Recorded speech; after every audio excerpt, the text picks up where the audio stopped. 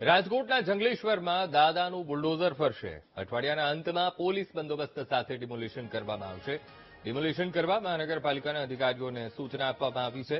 21 JCB, 26 tractor અને 2 Hitachi machine mega ડિમોલિશનની કાર્યવાહી કરવામાં જોતરાશે.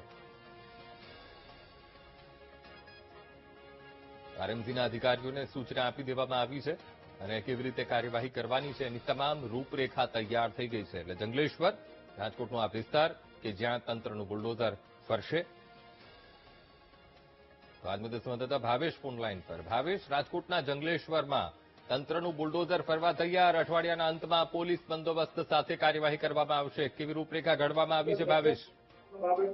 ચોક્કસથી અંકુર જે પ્રમાણે રાજકોટના જંગલેશ્વર વિસ્તારમાં મેગા ડિમોલિશન છે તે હાથ ધરવામાં આવ્યા છે. જ્યારે આ મામલે હવે તંત્રએ તૈયારી છે તે કરી દીધી છે અને આ અઠવાડિયાના અંત સુધીમાં કદાચ જે કહી શકાય છે કે જંગલેશ્વર વિસ્તારમાં જે આ ગેરકાયદેસર જે બાંધકામ છે તે દૂર કરવામાં આવશે. આ માટે વહીવટીતંત્ર દ્વારા ટ્રેક્ટર, વહીવટીતંત્ર સ્ટાફ સહિત પોલીસ સ્ટાફ સહિતના સાથે સંકલન કરીને અલગ અલગ જે વસ્તુઓ છે તેનું પણ આયોજન કર્યું છે અને હવે ગમે તે કરીએ જંગલેશ્વર વિસ્તારમાં જે આ દાદાનું બુલડોઝર ફરે તેવી પૂરેપૂરી શક્યતાઓ છે. જી બિલકુલ ભાવેશ, સમગ્ર માહિતી સાથે જોડાવા બદલ આપનો આભાર.